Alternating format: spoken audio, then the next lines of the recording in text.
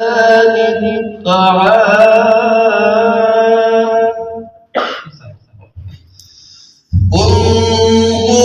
كيف نبين لهم. این چیه؟ جواب سوال.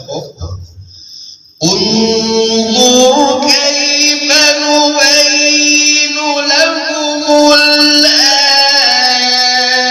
ثم انظر.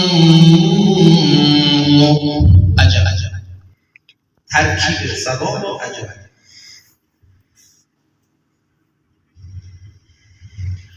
انظر كيف نبين لهم الآيات ثم انظر أنا يؤفكون.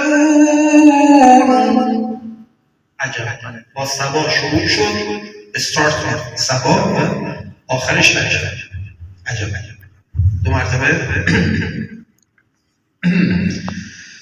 قل أتعبدون من دون الله ما لا يملك لكم ضرا ولا نفعا والله هو السميع العليم.